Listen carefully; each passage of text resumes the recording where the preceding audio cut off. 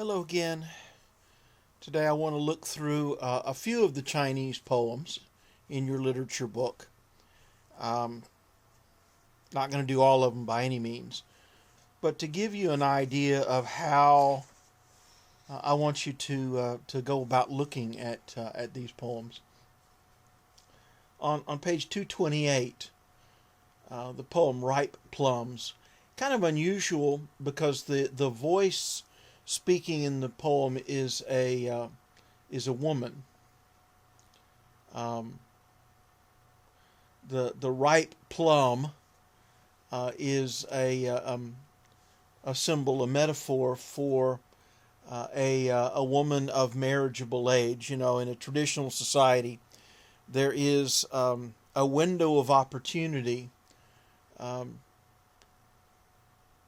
for a girl to marry, and if she doesn't get married during that time, it's probably not going to happen. Hello?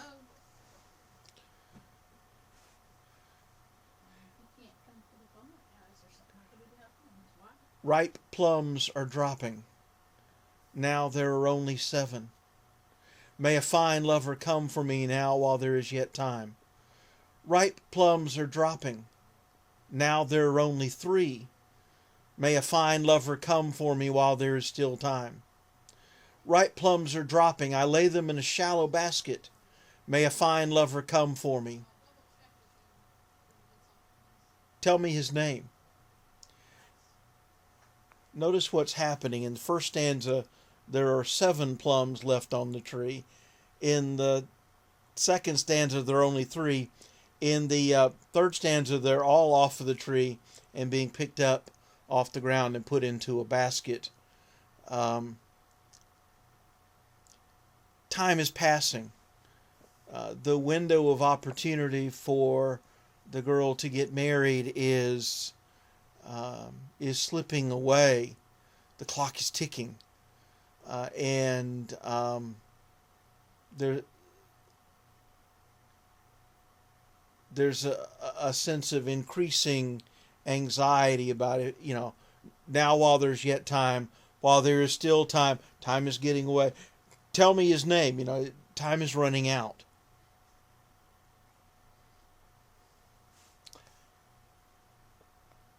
More common is the one at the bottom of that page, beyond the east gate. The voice speaking is a man. Um, Most, if not all, these poems were actually written by men. Remember, there was no such thing as free public education until about 150 years ago. And the only, so it wasn't common in most traditional societies to educate women, and really the only people who could go to school were people from aristocratic families who had some money, because it was a private tutor. Was the only way you got an education at all.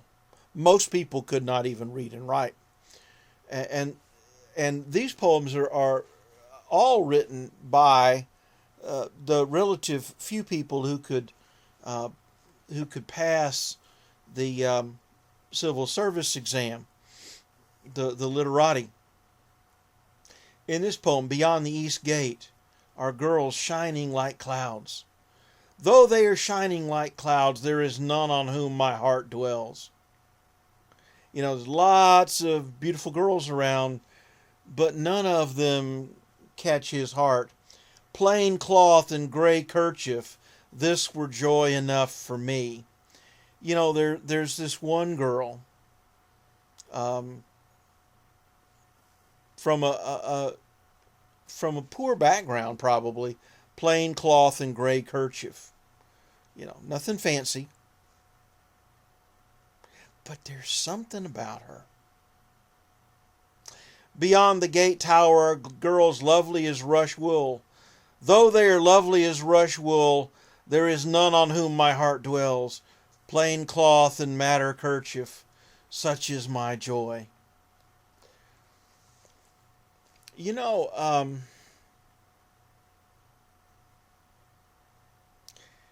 love is a funny thing. there's no explaining why somebody captures your heart, and it's not always about money. It's not about beauty. There's just something about the personality that attracts him.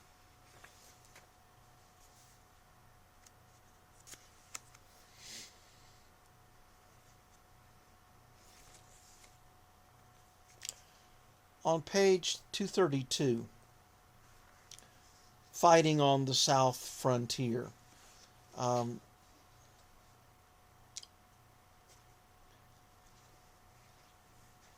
China has a long history of battling barbarian invaders from the north, the Huns, the Mongols. And this poem reflects that. Last year we fought by the springs of Sankan River. This year we fight on the Tsung-Ho roads. We've dipped our weapons in the waves of Chao-Chi Lake. We have pastured our horses in the snows of the Tian Mountains. We have gone into battle 10,000 li away. Li is a measure, obviously, of distance. I don't know what it means in miles. But clearly in this first stanza, they have been fighting everywhere. From one end of China to the other.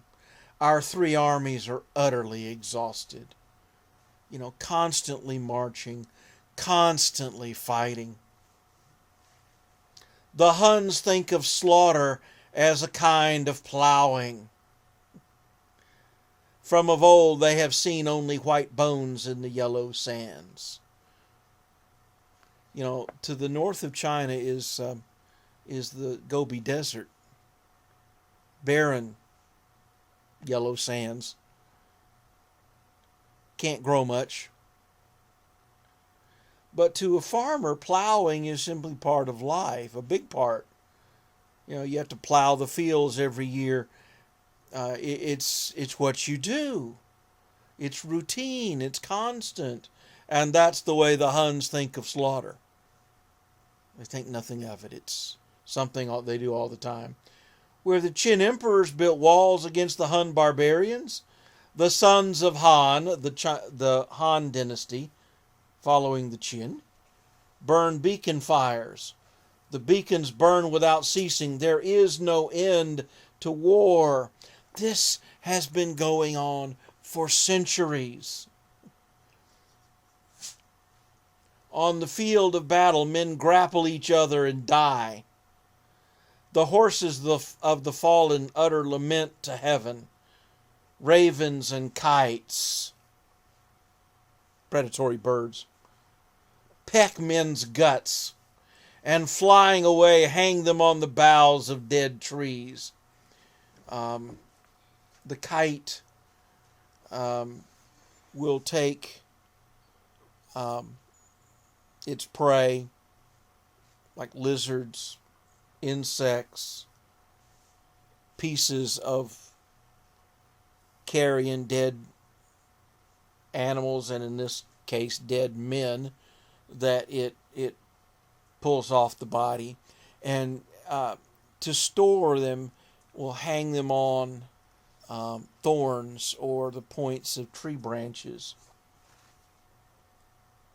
So men are smeared on the desert grass, and the generals return empty-handed. Know that weapons of war are utterly evil. The virtuous man uses them only when he must. War is a nasty business. It is exhausting. And the men know if you fight enough battles, sooner or later your number's going to come up. And you're going to be one of the dead. Rule number one of war is that people get dead in war, right? Do you hear the tiredness of the constant conflict.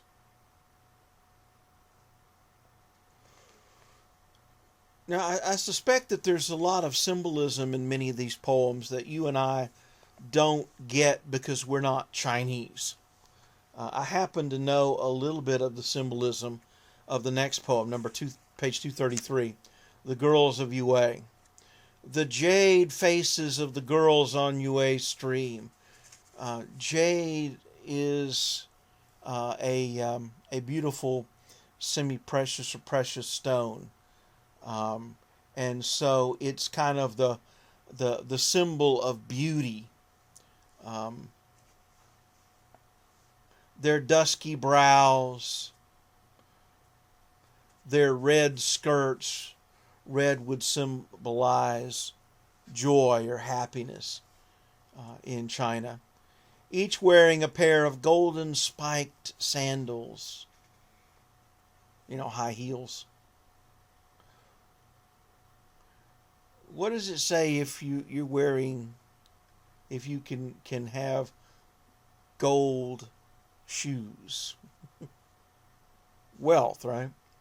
Oh, their feet are white like frost. Purity.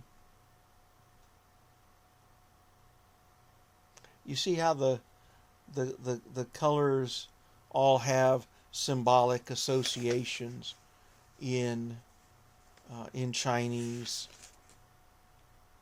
thought.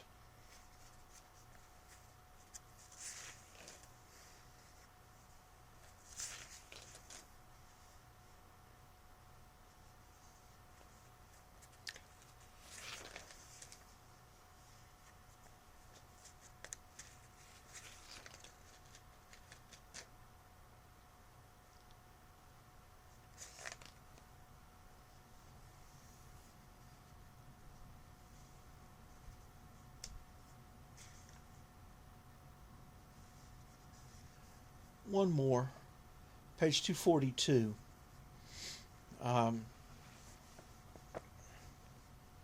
This one will resonate with me more than it does with you, I think.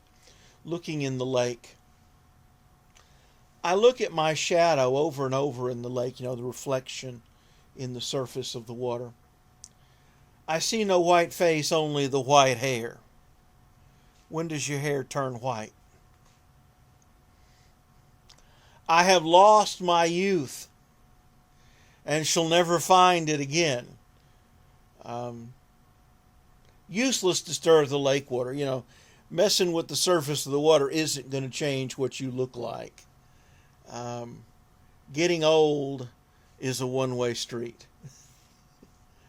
The guy looks and sees his reflection in the lake, and he sees an old man. I have reached the point in life where when I look in the mirror, I see my dad.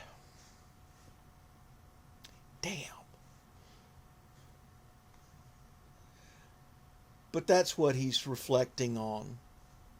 The seeing his reflection in the lake reminds him that he's getting old, that the times of his life are slipping away. Now, one of the things I'm going to ask you to do in response in the discussion for this lesson is to choose one of these poems and to explain what you think it means, what you hear it saying.